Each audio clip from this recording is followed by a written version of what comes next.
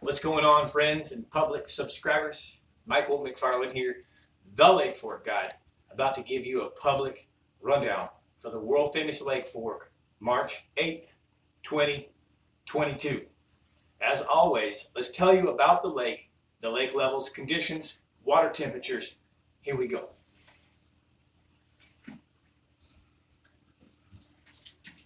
Remember, I always have the board up there.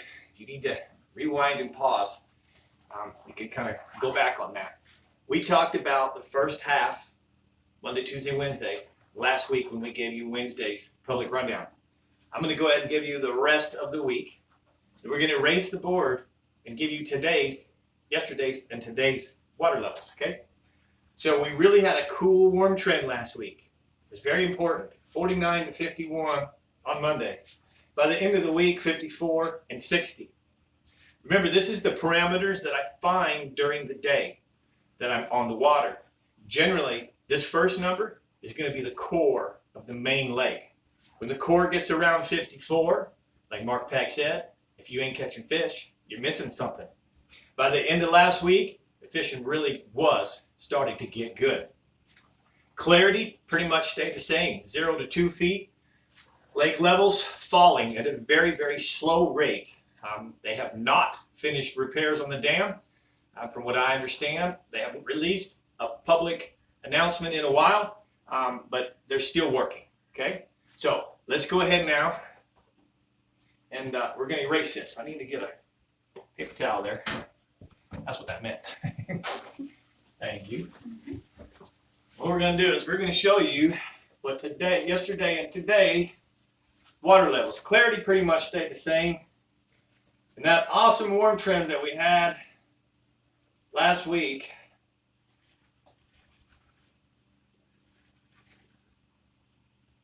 pretty much went away. You ask, why did it go away? Because old man Winter returned. Okay?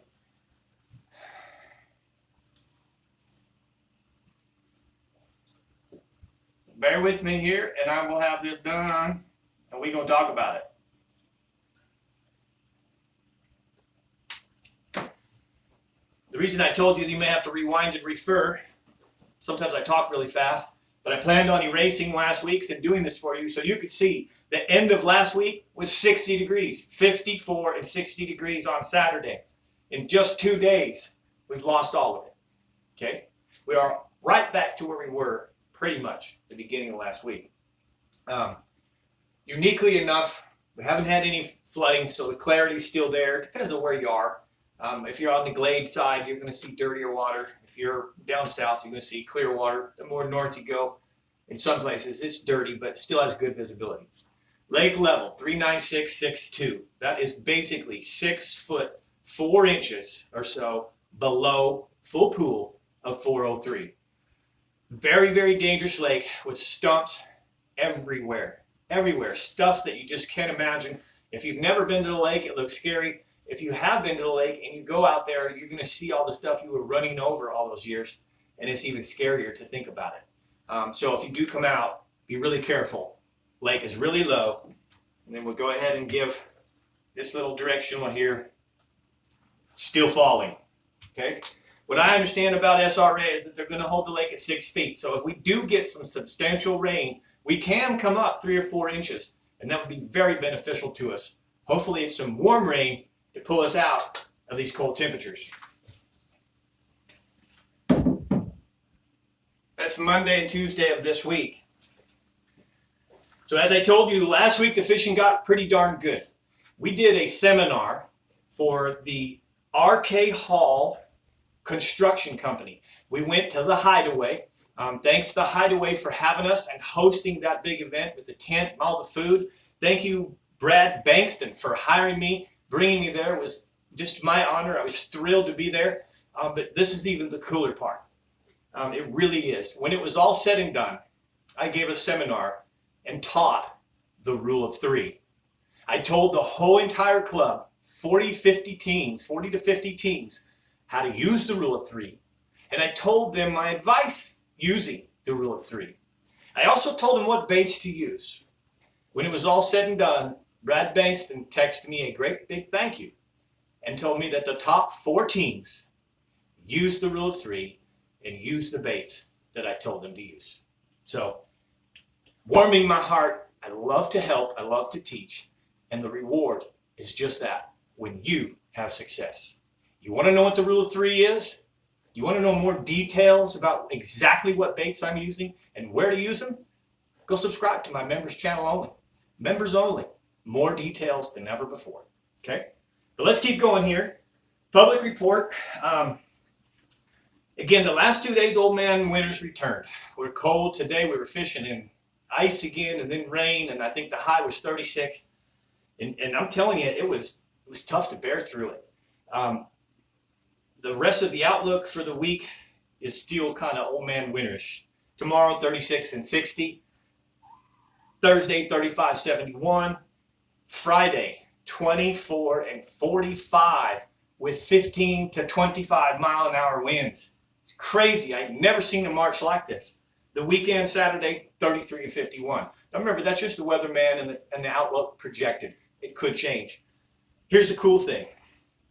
The following week finally looks like normal Texas weather. So if you're planning to come this weekend, I would plan to still be fishing for cold fish. However, today, I figured something out. In that cold water, Mr. Morton, very, very good friend of mine, Robert Sr. and Robert Jr., they fished with me for many, many years. Robert Sr.'s had Parkinson. And for about the last 6 years, he's really been fighting Parkinson's. If you don't know what that disease is, it's awful to watch. It's killing, literally killing, one of the strongest men that I've ever met in my life. And he's still, to this day, so strong that this morning when I said, man, the weather looks awful, I want to stay home. He said, no, we're going fishing. He made me dig. He made me grind. I got behind my sonar, and I really I found some cool stuff today. And Mr. Morton had a PB, which was just amazing, and a few other good chances at good fish, and landed a nice 4-pounder with me in the nastiest of conditions, with me casting every cast for him. So first of all, I know he watches this. Love you, buddy. Thank you for being so strong. We made a little joke on the water today. The man that went fishing for Moby Dick. You know the story of Moby Dick? That's a giant whale, okay? Well, he went out in a little wooden rowboat. Now that's pretty much determination. You're going to try and kill a 70-foot whale in a 10-foot wooden boat? You're awfully strong man. Determination, commitment, that's what gets it done. You know what that man brought with him on that little wooden boat? Mr. Morton said, tartar sauce. He brought the tartar sauce. Actually, Mr. Morton said cocktail sauce. I said tartar sauce. That means he was going to get Moby Dick from a 10-foot boat, whether Moby Dick liked it or not. Pretty cool. Warmed my heart today to be out there and watch Mr. Morton catch his PB with McFarland Fishing. So listen, I'm about to do a members only. I'm going to tell you guys that are subscribed to the members only exactly where I'm catching them by the rule of 3, what I was catching them on, and the little bit of change that I found today to catch the bigger fish. All right? Listen, if you haven't hit the like button below, please do. If you'd like to comment below, I would love to hear any questions, any comments you have towards it. If you have not subscribed, hit the join button to the members only. It's as simple as that. Hit the join button. $4.99. I promise you, it's worth it. You buy fishing lures and lose them to the trees. This is going to give you much better information than losing your lures in the trees. Okay? That's it. Thank you so much for watching. Again, we'll be back later on in the week with another public rundown. I'm Mike McFarland, the Lake Fork Guide, giving it to you real and wishing you all the very best fishing.